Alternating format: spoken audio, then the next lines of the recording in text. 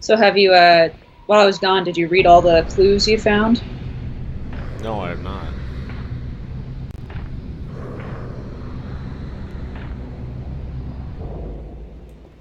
Probably ought to. While we're just thinking about it right now, before you do anything else. Just saying. Alright. I was just trying to see the thing that the game really wanted me to see. Alright. It's not what you think. Why, look, it's the diary of... Yeah. Boston Globe. Inside Boston's strangest church. Those of our readers who live near its headquarters of an ordinary-looking Boston residence will need no further introduction to the Fellowship of Yeth, or whatever the cult's name is. For those who have not encountered this mysterious semi-religious group before, a few words of explanation are necessary. Since our country's founding upon the basis of religious freedom, shorters have been home to many small religious groups outside of the mainstream. No small number of headquarters in the state of New England, where the pilgrims themselves sought a new world free of religious persecution. But the question must be asked, at what point does a religion become a cult, and trusting adherents, not to mention its blameless neighbors, become victims? That is the question the journal poses in regards to the Fellowship of Yeth.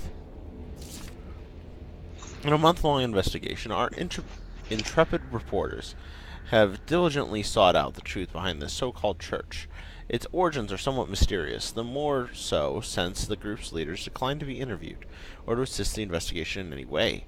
However, it seems that the fellowship was founded more than 20 years ago by one Victor Holt, based on a revelation he had received from beyond the confines of this world. Holt has not been seen for almost 6 years. His followers apparently believe that he is communicating with the mysterious powers behind his faith, and that he is shortly to return with new insights and teachings. All of this sounds like a harmless, if eccentric, spiritual group, little different from many others. However, those who make their homes near the fellowship's headquarters tell a different, more sinister story. The adherents of this obscure sect are found loitering on street corners, casting menacing glances at their innocuous neighbors, and frequently engaging in acts of petty crime, which the local police seem powerless to prevent or redress. Strange lights have been observed burning in the windows of the old house at all hours of the day and night. They change color unpredictably and cast weird, unintelligible shadows. Even more disturbing are the noises which have been heard to issue from within the mysterious building. They include chanting, unearthly music, and worst of all, screams like those lost souls in agony. Many of the sect's neighbors are convinced that its services include human sacrifice or similar atrocities. Those who dared complain to the police were told that because the house is private property, because there's no concrete evidence of any wrongdoing, the most they can do is file a noise complaint. Are the horrors of Salem being reenacted in our city, more than 2 centuries on? Is this fellowship of Yeth engaging in unspeakable and criminal acts of worship, including torture and sacrifice? Why is nothing being done to ease the fear and distress that they cause to the local community? A source within the police department, speaking on the condition of anonymity, told the Globe that the fellowship is suspected of involvement in a number of local crimes, but so far the lack of evidence and the reluctance of nervous witnesses to come forward have thwarted any official investigation. Very well, we say. Where the police cannot or will investigate, the Globe shall continue to act in interests of Boston citizens, fearlessly exposing the truth about the so-called church and its followers. Our findings will be published in these pages over the following months, so that all may know the truth. Editor's note: it is with great sorrow that this Globe announces the death of reporter Howard Addlestone, who was leading the paper's investigation to the Fellowship of Yig when he apparently drowned in Boston Harbor. The coroner has ruled his death a suicide. Our condolences go out to his family. Shit. Grocery store robbed. Manager missing. Thieves have robbed the First National Grocery Store in Innsmouth, breaking down the door and forcing open the cash register. The newly appointed manager, Mr. Brian Burnham, has been missing since shortly before the robbery. This is a very disturbing turn of events, said Mr. Arthur Anderson, First Regional's regional manager from his Arkham office. This branch had only recently opened, and the First National Grocery had high hopes for its success, given the general lack of modern stores and amenities in Innsmouth. The robbery is a definite setback, and more worrying still is the fact that the branch manager remains unaccounted for. Innsmouth authorities could not be reached for comment. Brian Burnham. Well, I agree with the locals on one thing. I shouldn't be stuck in this miserable excuse for a town. I can see why nobody comes here, that's for sure. Another slow day at the store. At first I thought people were staying away because First National isn't local, but I haven't seen anyone go into any other stores either.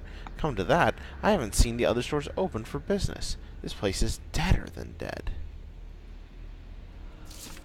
Still, it won't be long before I'm out of here. Before we're both out of here. She's the one good thing about Innsmouth. And we'll bust back into Old Man Waite's safe, take a car, and then it's New York City. Bright lights, nightlife, everything, and I'll show her all of it. Innsmouth robbery. Missing manager accused. In yesterday's edition, we reported on a burglary at the recently opened First National grocery store in Innsmouth.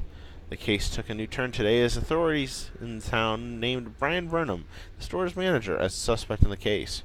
Burnham has not been seen since the robbery, but is thought to have left the area. It is a very straightforward case, said Chief Constable Andrew Martin in response to inquiries by the advertiser. This young man simply robbed his employer and fled. I imagine he's out of the county now, if not the state. The Chief Constable dismissed concerns expressed by First National Grocery's regional manager, Mr. Arthur Anderson, that Burnham may have been kidnapped or injured.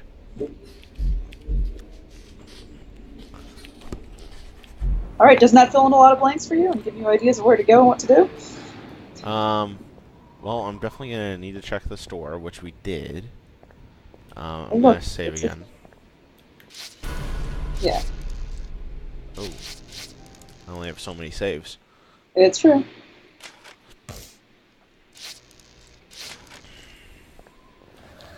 Oh, be patient, Enigma. I'm trying to play the game, not do a reading simulator. Sheesh. It is kind of a reading simulator, Bruce. Oh. Oh. In that case.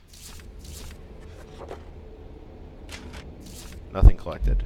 Collected suck it. Anything. Okay.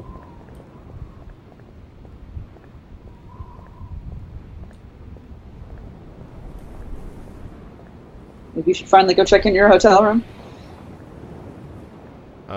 Maybe. This is the gold refinery.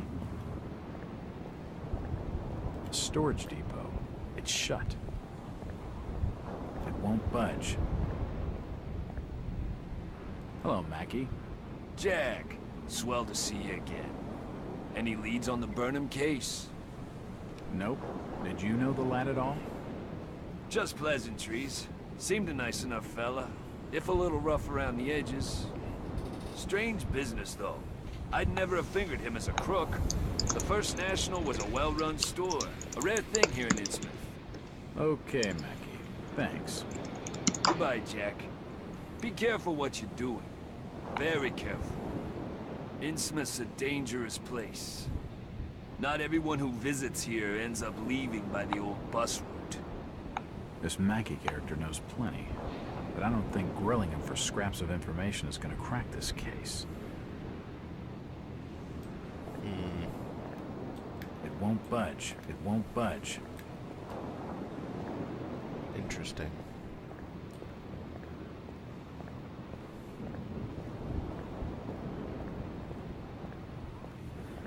It won't open. It won't budge.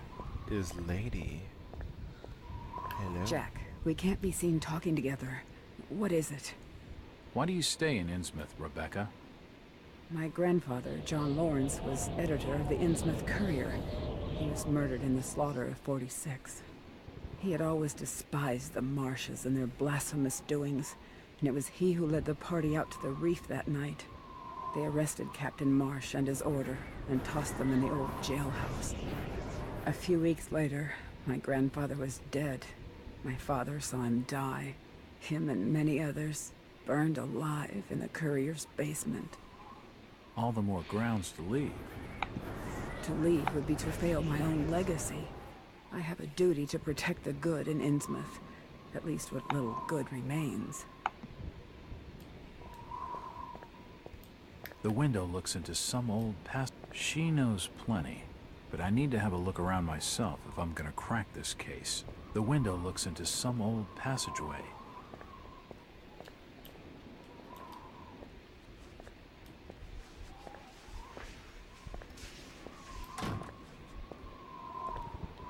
Holy shit. What is it? Did you not see that? See what?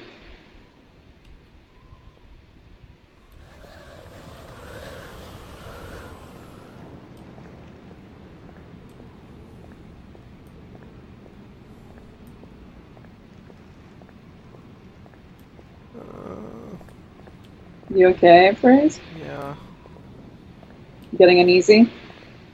It's an uneasy game. I'm not insane. I'm not insane. Yet. Hi. I'm looking for Brian Burnham. I never heard of no Burnham. Okay. There's a light on that door. What door? This. Mhm. I thought this was the police It is. line area. You don't want to go back there, do you? I He didn't- says, go. It won't open. Just running. Well, there's no police here anymore. There's a save point, though, which you were ignoring. Well, I was gonna go back to the place. The rule is, if you ever see a save point, save. Okay. All right. This game is glitchy enough where you never know. Fair. Come back to me, it's almost easy. Come on. Alright, let's go check out the hotel. Maybe Finally. something's changed there.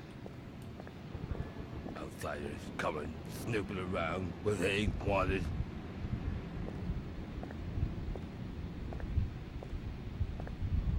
Huh. I'm looking for a young lad called Brian Burnham. He worked in the First National. I'm a friend of the family.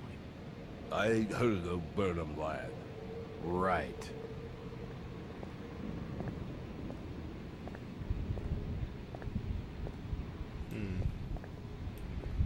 Just pacing back and forth.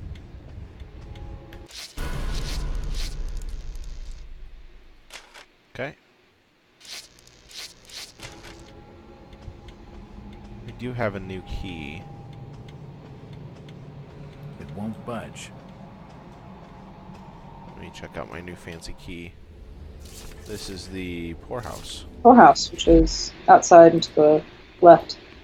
Hello, Gilman. What do you want now? Strange thing about that Burnham lad. Burnham. Kent Riley says I know what you're talking about. That's odd.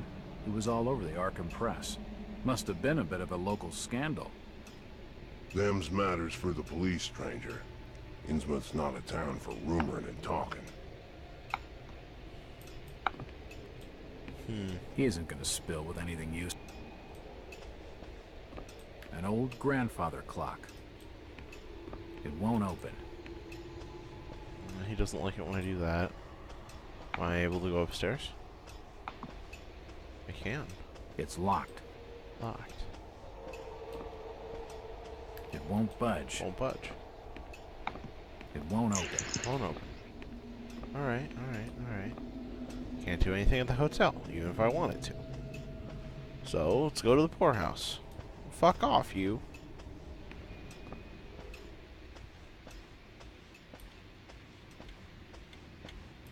Let's see, poorhouse was right here. It's unlocked.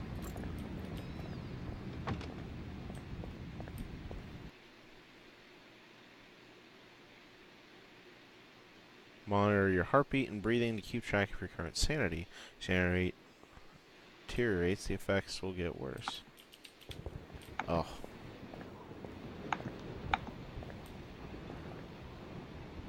Hi.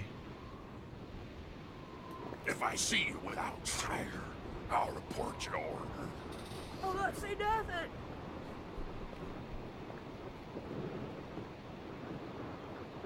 Interesting. You should totally go talk to her.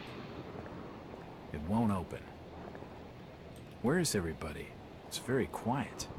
Just leave me be, stranger. Do you know the Burnham lad? He worked in the First National. Sorry, stranger. I can't help you. Where is everybody? It's very quiet. Please stop bothering